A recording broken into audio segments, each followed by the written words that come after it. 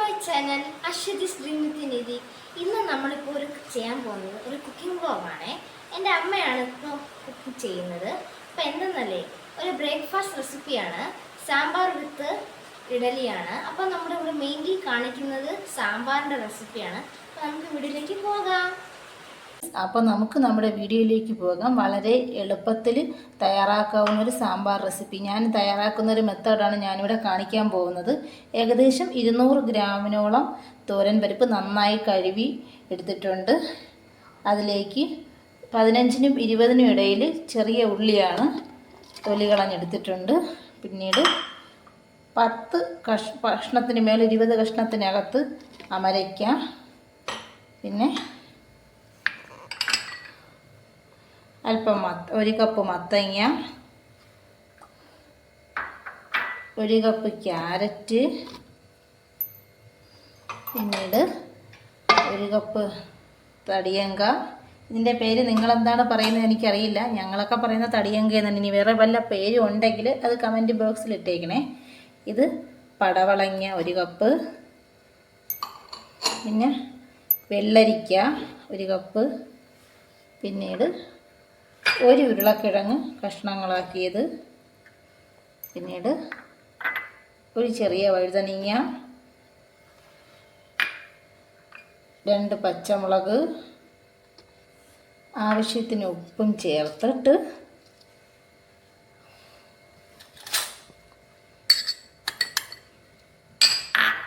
ഒരു 1/2 ടീസ്പൂൺ മഞ്ഞൾപ്പൊടിയും കൂടി ചേർത്ത് ഞാൻ ഇത് വേവാൻ ആവശ്യമായ വേകുന്നതിന് പാകത്തിനുള്ള വെള്ളം ചേർത്ത് അടുപ്പിലേക്ക് വേവിക്കാൻ വയ്ക്കുകയാണ്.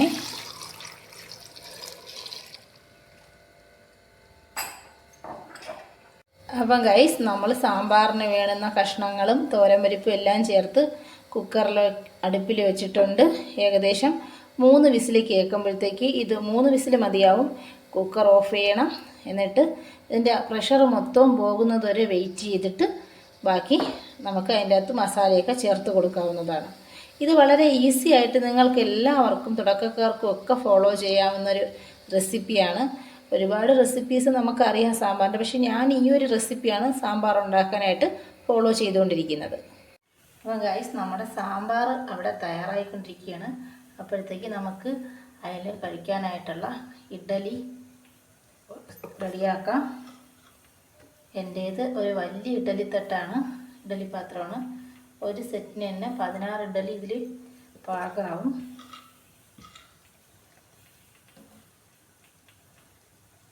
ഞാൻ ഇഡ്ഡലി മാവ് ഉണ്ടാക്കാനായിട്ട്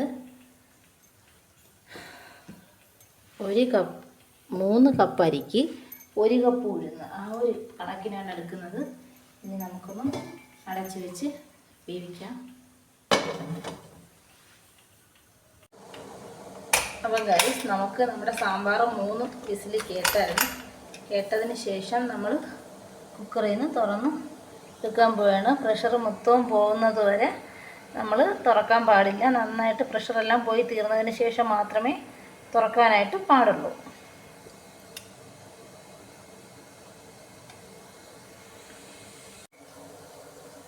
അപ്പം ഗൈസ്, നമ്മുടെ സാമ്പാറിൻ്റെ കഷ്ണങ്ങളെല്ലാം വേവിച്ചെടുത്തതിന് ശേഷമുള്ളൊരു പരുവാണിത്. ഇനി നമുക്ക് ഇതിലേട്ട് പൊടികളൊക്കെ ചേർത്ത് കൊടുക്കാം, മസാലയൊക്കെ ചേർത്ത് കൊടുക്കാം.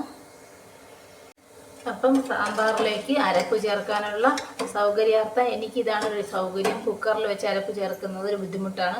ഈ കലത്തിലോട്ട് ഞാൻ മാറ്റിയിരിക്കുകയാണ്. അത് മാത്രമല്ല, ഇതിലിരുന്ന് സെർവ് ചെയ്യാനും വളരെ ഈസിയാണ്. അപ്പോൾ ആദ്യം ഞാൻ അതിലേക്ക് 3 ചുള പുളി വെള്ളത്തിലിട്ടിരുന്നത് പിഴിഞ്ഞതൊഴിക്കുകയാണ് ചെയ്യുന്നത്.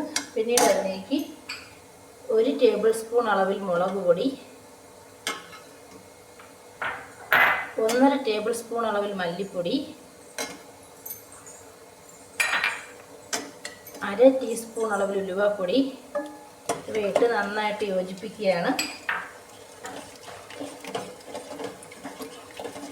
ഇതൊന്ന് മിക്സ് ആവുന്നവരെ നന്നായിട്ടൊന്ന് യോജിപ്പിച്ച് കൊടുക്കണം. എല്ലാം ഒന്ന് ആഡ് ചെയ്യുന്നവരെ ഒന്ന് നന്നായിട്ടൊന്ന് യോജിപ്പിച്ച് കൊടുക്കണം. ഇനി നമുക്ക് ഇതിലേക്ക് 1 ടീസ്പൂണിന് മേൽ, ഞാനൊരു 1.5 ടീസ്പൂണോളം കായപ്പൊടിയാണ് ചേർത്തിരിക്കുന്നത്. ചേർത്ത് നന്നായിട്ട് ഇളക്കി യോജിപ്പിക്കാം. പിന്നെ നമുക്കിനി ചേർക്കാനായിട്ടുള്ളത് മല്ലിയില മാത്രമാണ്. പിന്നീട് കടുവും കൂടെ വറുത്താൽ നമ്മുടെ സാമ്പാർ റെഡിയാവും. ഈ സാമ്പാറിൽ ഞാൻ ഒരുപാട് തോരൻ പരിപ്പ് അധികമാണ് എടുത്തിരിക്കുന്നത്. പിന്നെ ചിലർക്ക് തോരൻ പരിപ്പ് വളരെ കുറച്ച് ഇട്ട് ഉണ്ടാക്കുന്നതായിരിക്കും ഇഷ്ടം. അത് നിങ്ങളുടെ സൗകര്യാർത്ഥം തോരൻ പരിപ്പിൻ്റെയും കഷ്ണങ്ങളുടെയൊക്കെ വെജിറ്റബിൾ കഷ്ണങ്ങളുടെയൊക്കെ ഇത് നിങ്ങളുടെ സൗകര്യാർത്ഥം നിങ്ങൾക്ക് കൂട്ടിയും കുറച്ചൊക്കെ ഉപയോഗിക്കാം. ഞാനിതിലേക്ക് ഇനി മല്ലിയില ഇടുകയാണ്.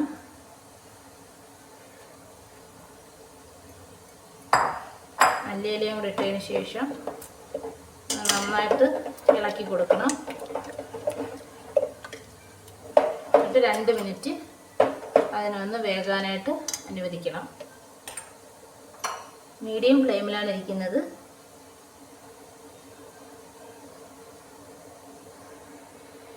ഇടയ്ക്കൊന്ന് ഇളക്കി കൊടുക്കണം, അല്ലെങ്കിൽ ഇത് അടിയിൽ പിടിക്കാനായിട്ട് സാധ്യതയുണ്ട്.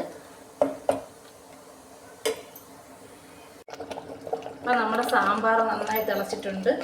ഇതിനി നമുക്ക് ഓഫ് ചെയ്യാവുന്നതാണ്.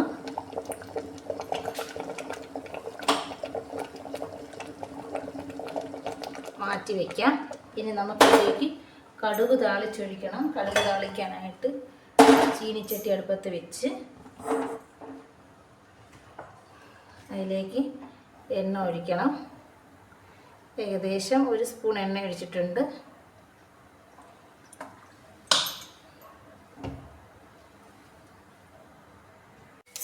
കടുക് ചൂടായതിന് ശേഷം കൊച്ചുള്ളി ഇട്ട് കൊടുക്കാം. അരിഞ്ഞ് വെച്ചിരിക്കുന്ന കൊച്ചുള്ളി ഇട്ട് കൊടുക്കാം. അപ്പോഴത്തേക്ക് ലോ ഫ്ലെയിമിലാണ് ഇരിക്കേണ്ടത്. പിന്നീട് അതിലേക്ക് നമുക്ക് വറ്റൽമുളക് ഇട്ട് കൊടുക്കാം.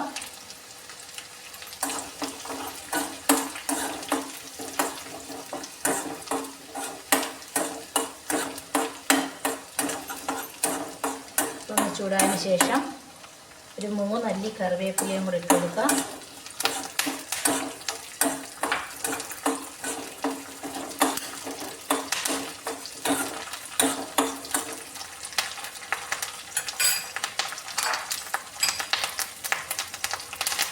താളിച്ച കടുക് നമ്മുടെ സാമ്പാറിലോട്ട് ഒഴിച്ചു കൊടുക്കുകയാണ്.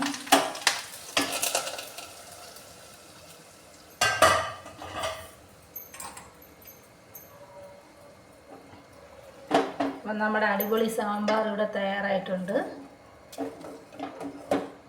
ഇത് ചോറിനൊപ്പവും ഇഡലിക്കൊപ്പവും ദോശയ്ക്കൊക്കെ ഒപ്പം നമുക്ക് സെർവ് ചെയ്യാവുന്നതാണ്. വളരെ ടേസ്റ്റിയാണ്. നിങ്ങൾ ഈ ഒരു റെസിപ്പി ഫോളോ ചെയ്യണം. ഇഷ്ടപ്പെട്ടാൽ കമൻറ്റ് ബോക്സിൽ നിങ്ങളുടെ കമൻറ്റ് ഇടണം, ലൈക്ക് ചെയ്യണം, ഷെയർ ചെയ്യണം, സബ്സ്ക്രൈബ് ചെയ്യണം. അപ്പം നമുക്ക് ഈ ഒരു റെസിപ്പി ഫോളോ ചെയ്ത് നോക്കണം നിങ്ങളെല്ലാവരും.